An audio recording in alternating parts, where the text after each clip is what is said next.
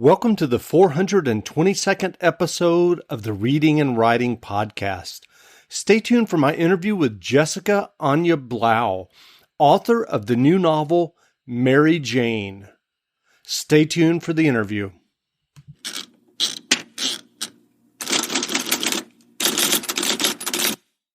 Welcome back to the Reading and Writing Podcast. My guest today is Jessica Anya Blau, author of the new novel, Mary Jane.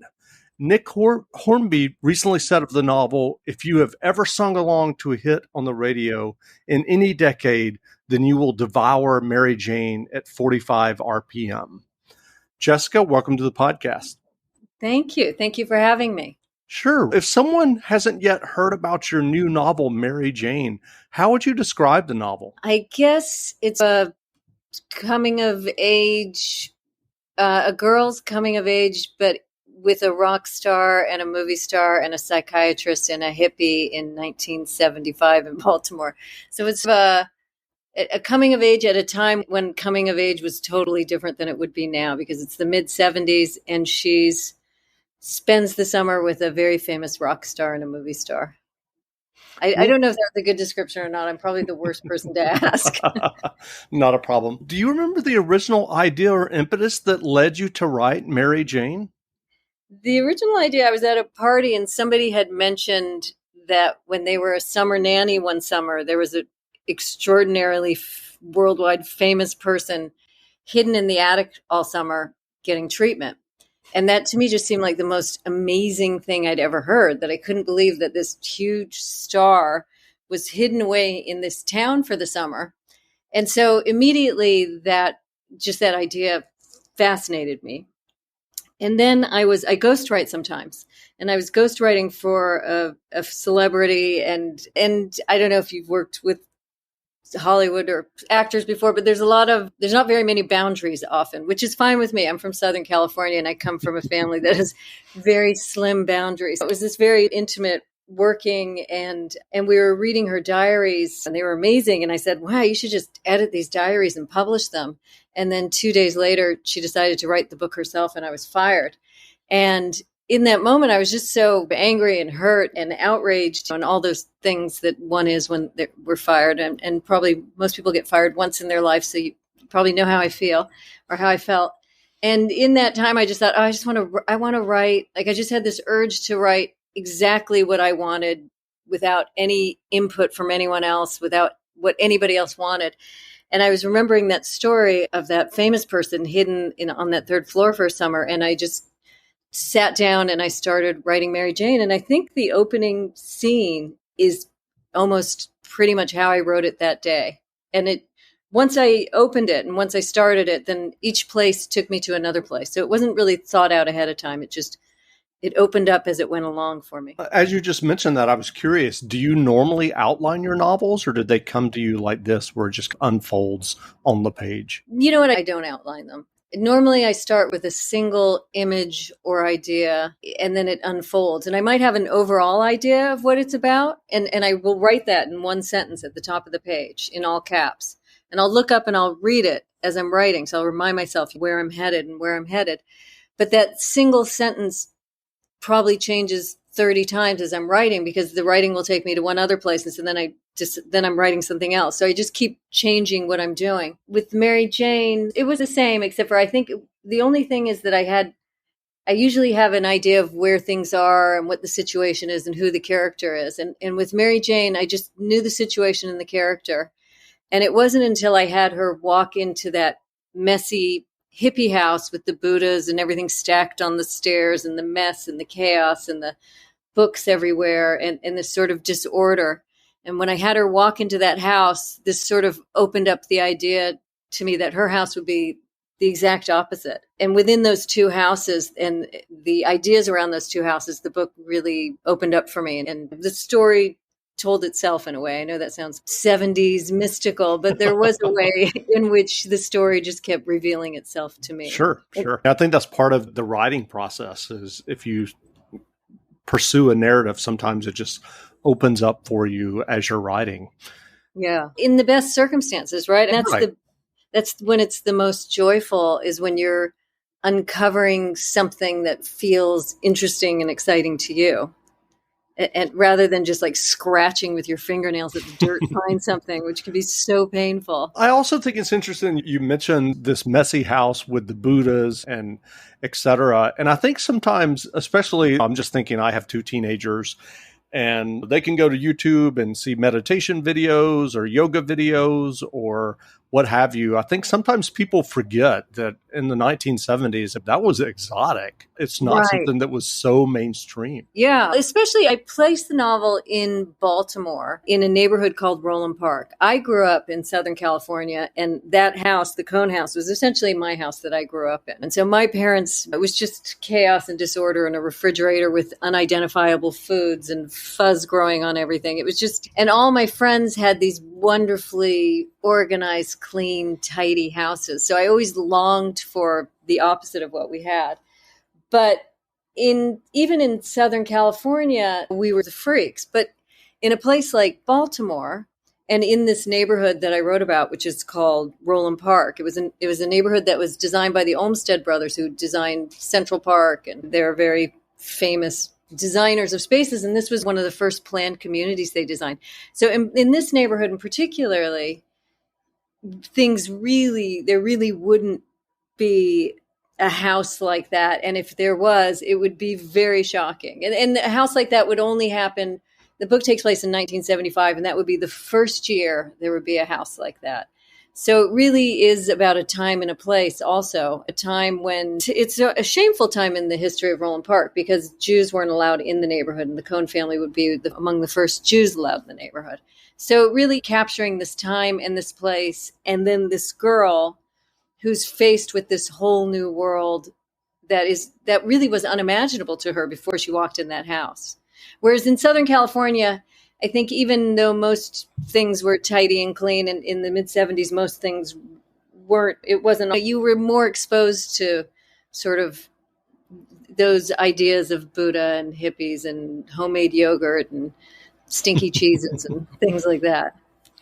So why Baltimore? What was the thought process behind that? One was to get the neighborhood, but it's the neighborhood. I don't know if you've read Ann Tyler's books, The Accidental Tourist and Dinner at the Homesick Restaurant, and all those books, but they all take place in this neighborhood in Baltimore.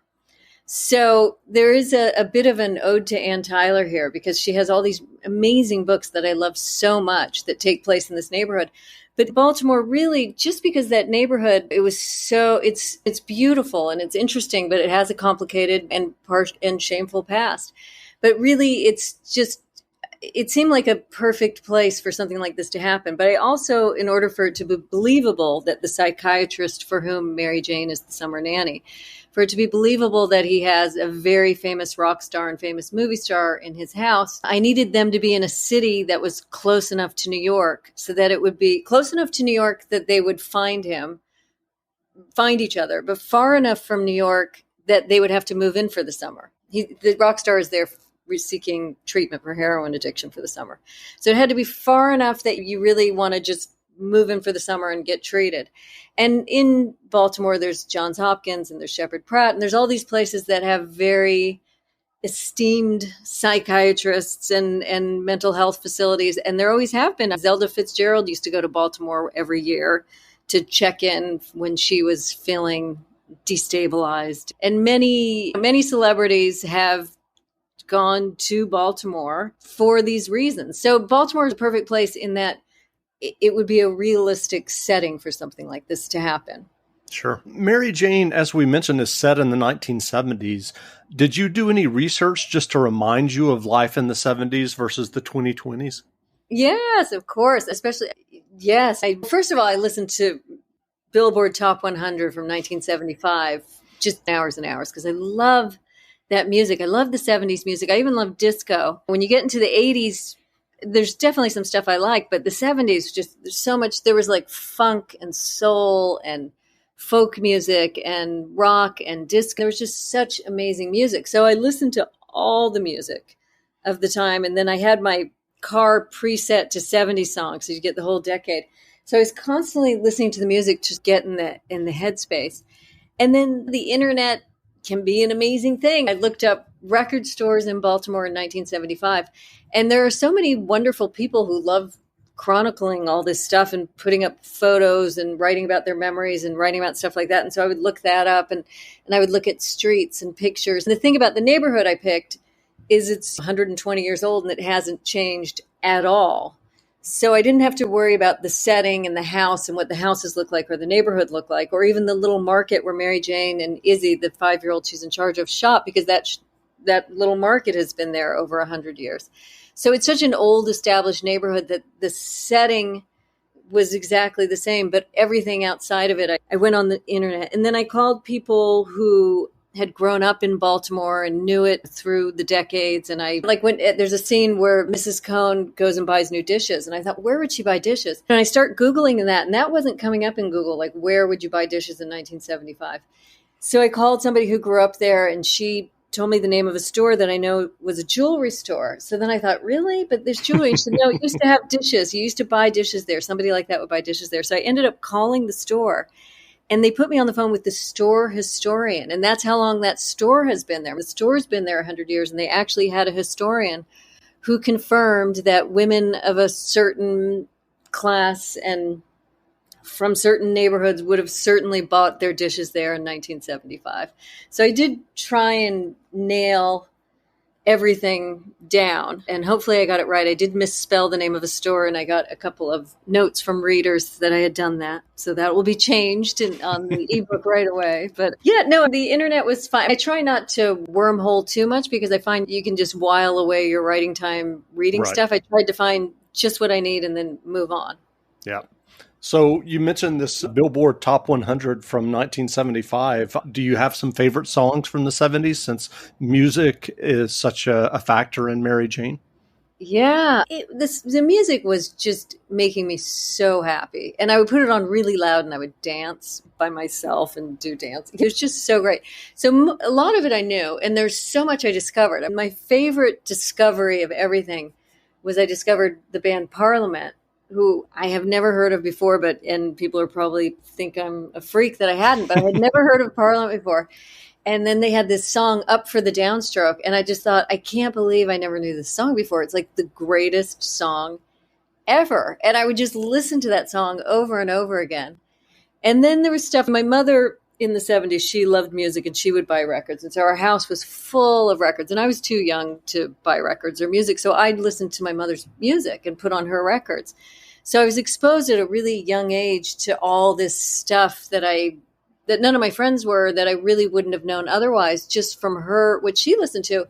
And what she listened to was, in my opinion, at this point as an adult, going back and listening to it, was great. We had John Prine and Bonnie Raitt, and she would bring in Elton John and the Rolling Stones and Allman Brothers. And she really she had this great, it was a lot of folk. She didn't have much funk, I have to say that, but it was folk and rock music. Mm-hmm. And, she's still like that. She's like, right now, she's into the new Bob Dylan album, and she can't get over the fact that Leonard Cohen has passed and still listens to him all the time. So there was really a lot of the funk, which I love, and it's maybe my favorite category of music. That a lot of that was really new and exciting for me. Whereas some of the stuff that would be new to maybe other people was stuff that I knew and loved, in the band, and Linda Ronstadt and Emmylou Harris and even Glenn Campbell, who seemed square, but he had some great songs. Rhinestone Cowboy, and there was some great stuff in there. Yeah, so I think my favorite new song that I had never heard before was Up for the Downstroke. Great. What was your initial writing journey that led you to writing and getting your first novel published? I always wrote. I always kept diaries, and I kept them obsessively. So when you're a little girl, everybody gives you. You said you have kids. Do you have a daughter? Yes. No, I have 2 boys.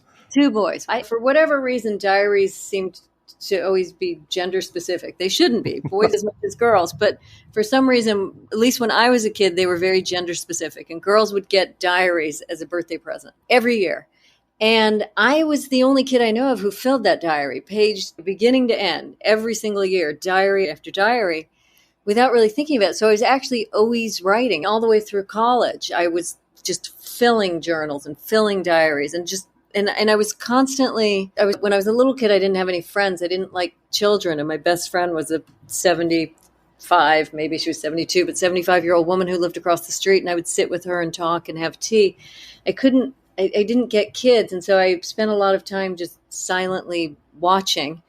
And for whatever reason, my impulse was to write down what I'd seen and observed. It was like I was always watching a movie in the world. Like the world is a giant movie, and I was watching it constantly and then writing about it. So I was constantly writing and without realizing I was practicing writing. And then when I moved to Canada with my then husband, I wasn't allowed to work or go to school as part of the immigration thing. He could work, but I was not allowed to do anything. So, of course, I just started losing my mind because I didn't have any friends and I was lonely and I didn't have any family around, and he was at work all day and I was just in a house in Canada in the snow and the cold, and I was like obsessively cleaning house. And I just started writing every day. I started writing short stories, and I have no idea why or how. And I just started writing these short stories, and I found that when I wrote in the day, I felt okay. If I didn't see anyone, or because I was feeling so useless and pointless, not having a job and not being in school and not even having the outlet of friends, and I felt so invisible. And I found that if I sat there and wrote, it was an okay day. And by the time he came home, I was fine. And I spent a year writing, and I realized what I was doing is I was teaching myself to write. I was always a reader. And in that time of extreme loneliness and isolation, I was also probably reading maybe 2 novels a week. I'd read a novel by someone, and then I would do that thing where you find everything they've written and then you'd read it all. So I remember reading every Milan Kundera in that period of time, just like straight through. So I was reading and writing, and I was unaware that I was just practicing and teaching myself to write. And then I printed out one short story. I gave it to my husband. I said, "Can you print this for me?" And he printed it to me, and I read it on a piece of paper. And I thought, I wonder if this is, I had no idea if it was any good. Nobody knew, nobody saw anything. It was all this very sort of secret, quiet thing I was doing. And I just thought, I'm just going to send it to a magazine, because I would read magazines. I would go to Book City down the street and stand there and read magazines and maybe buy one magazine and a book. And I sent it to a magazine I had read where they had short stories, and the magazine took it, and it just seemed miraculous at the time. Like I felt like my head was exploding. I thought, I can't believe that I wrote something and somebody's going to publish it. It seemed unimaginable. It was so strange and wonderful to me. And then I thought, maybe I'm okay. Maybe I can do this. Like I just thought, maybe I'm okay at it. Maybe I just had no sense of myself. Mm-hmm. And so I thought, I'll just apply to graduate schools. And so I thought, well, just apply to the top schools in the US and see what happens. And I got into graduate school. And when I got into graduate school, that was when I could finally say, okay, I guess I'm writing. Even though I'd been doing it pretty much my whole life, it wasn't until somebody else said, "You're writing," which is wrong. I hope that people who sit at home and write in diaries and write short stories think of themselves as a writer without anyone else having to say it, because it's a shame that was how I saw it, but Sure. That is how I saw it. So and then I just never stopped. And what led you to that first novel? Was that something that you wrote in your graduate program?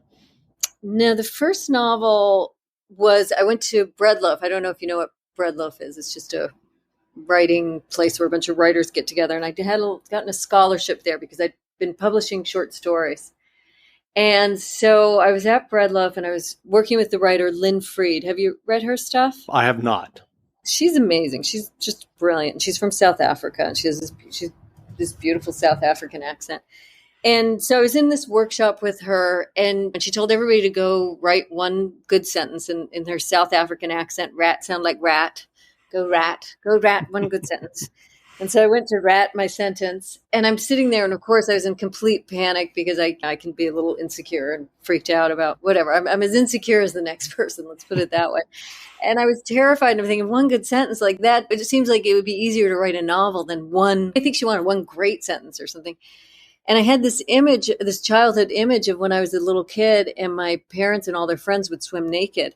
And I was remembering watching one of their friends on the diving board, naked, jumping up and down, this naked grown man. And I was watching him, and I hadn't understood the male anatomy until that moment. Like I thought that a penis and a testicles were like 6 inches apart from each other.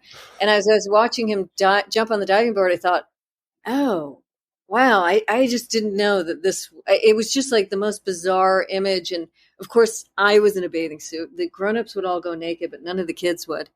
And so I just wrote one sentence about that strange sight as a little kid. And Lynn Freed read it and she just loved the sentence and she was laughing. And so, of course, I was just like glowing with her praise because I read all her books and I was a fan and I loved her.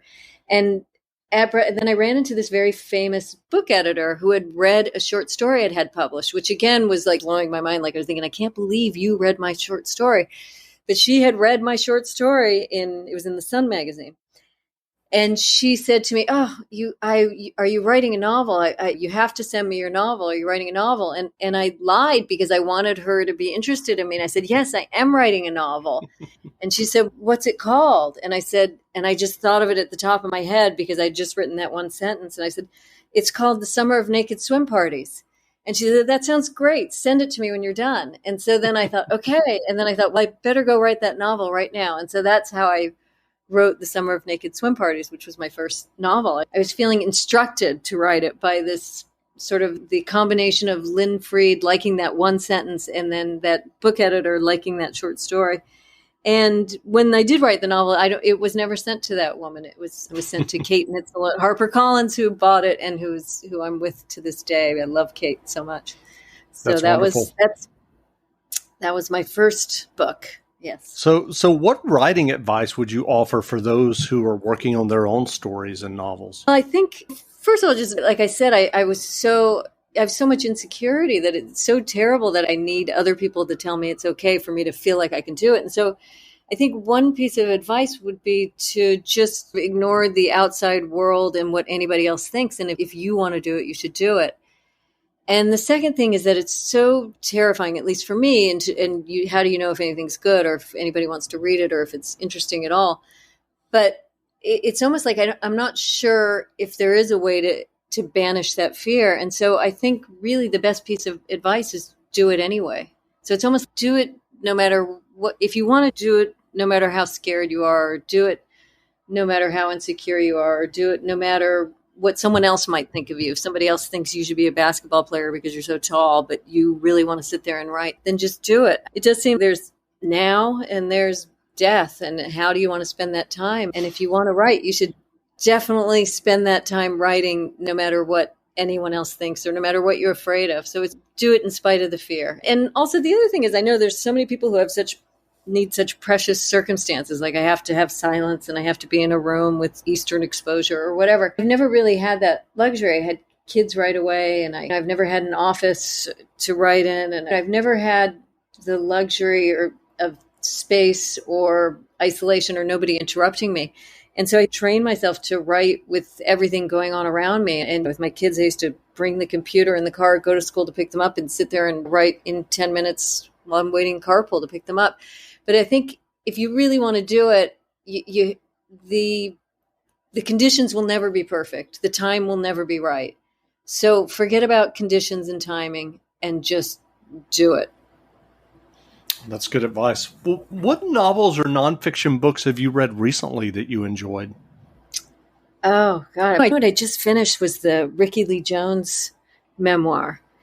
And it's so good. Do you know Ricky Lee Jones, or do you? I do. I haven't read the memoir.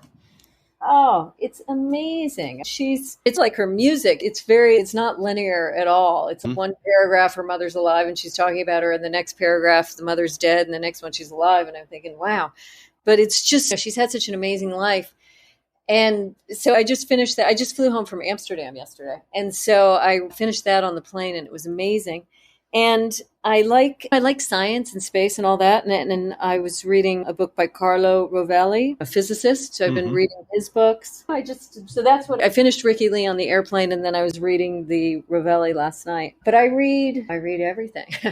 You know what? I don't read fantasy, but I read fiction and nonfiction. And there are so many great books out there. It's just amazing. I almost feel like life isn't long enough to read them all. There's so much great stuff to read. That's so true. Where can people find you online if they want to learn more about you and your new novel, Mary Jane?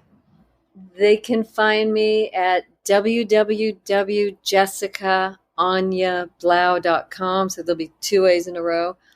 or I'm on Twitter, Instagram, and Facebook. The one I like best is Instagram. I think it's fun to scroll through and see people's pictures. So I'm on Instagram the most, and it's at Jessica Anya Blau.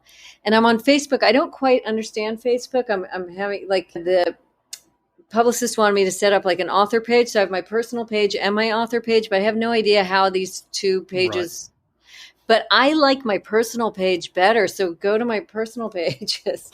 And I don't know how anyone finds the difference, but I think they're all Jessica Anya Blau. And then Twitter, I just get on sporadically. Right. But they can find me anywhere. And yeah, I have to say, readers are such a nice group of people in general, people who read books.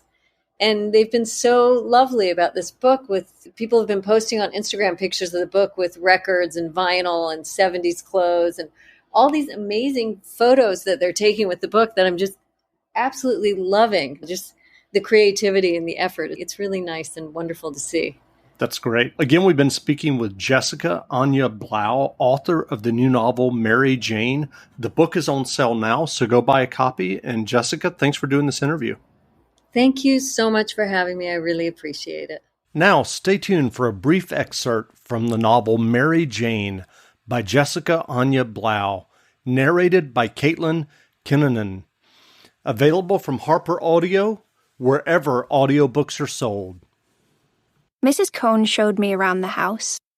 I wanted to stop at every turn and examine the things that were stacked and heaped in places they didn't belong. Books teetering on a burner on the stove, a coffee cup on a shoebox in the entrance hall, a copper Buddha on the radiator, a pink blow-up pool raft in the center of the living room. I had just turned 14. It was 1975, and my ideas about homes, furniture, and cleanliness ran straight into me like an umbilical cord from my mother. As Mrs. Cohn used her bare foot, toenails painted a glittering red, to kick aside a stack of sweaters on the steps, I felt a jolt of wonder. Did people really live like this? I suppose I knew that they did somewhere in the world, but I never expected to find a home like this in our neighborhood, Roland Park, which my mother claimed was the finest neighborhood in Baltimore. On the second floor, all but one of the dark wood doors were open. The bottom half of the single closed door was plastered with impeachment, now more than ever. Bumper stickers and a masking taped poster of Snoopy dancing, nose in the air. Everything was slightly angled as if placed there by a drunk on his knees. "This is Izzy's room." Mrs. Cohn opened the door, and I followed her past Snoopy into a space that looked like it had been attacked by a cannon that shot out toys. An Etch-a-Sketch, Operation Game Board, Legos, paper doll books, Colorforms box and stickies, Richard's scary books, and a heap of molded plastic horses. No surface was uncovered. I wondered if Izzy or her mother swept an arm across the bed at night, pushing everything to the floor. "Izzy." I smiled. Our neighbor, Mrs. Riley, had told me her name was Isabel, but I liked Izzy better. The way it fizzed on my tongue.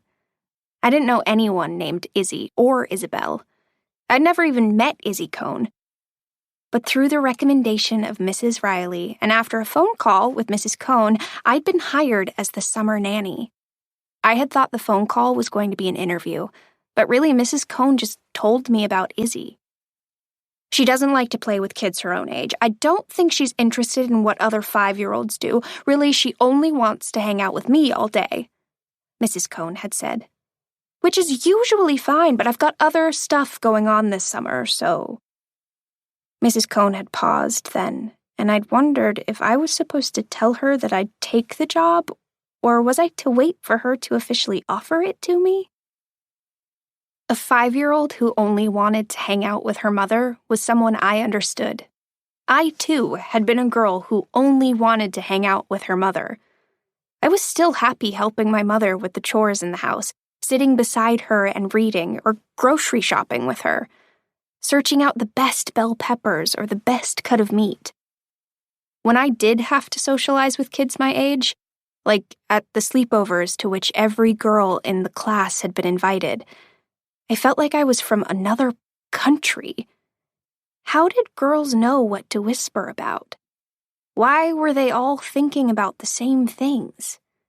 Depending on the year, it could be Barbies, dress-up, boys, hairstyles, lip gloss, or Teen Beat magazine, none of which interested me. I had no real friends until middle school, when the Kellogg twins moved to Baltimore from Albany, New York. They, too, looked like they didn't know the customs and rituals of girlhood. They, too, were happy to spend an afternoon by the record player listening to the Pippin soundtrack or playing the piano and singing multi-layered Baroque songs in melody, harmony, and bass, or watching reruns of The French Chef and then trying out one of the recipes, or even just making a simple dessert featured in Good Housekeeping magazine. The more Mrs. Cohn told me about Izzy on that phone call, the more I wanted to take care of her. All I could think was how much nicer it would be to spend my summer looking after a little girl who had no friends than going to our country club pool and being the girl who had no friends. I barely listened when Mrs. Cohn told me how much they'd pay. The money felt like a bonus.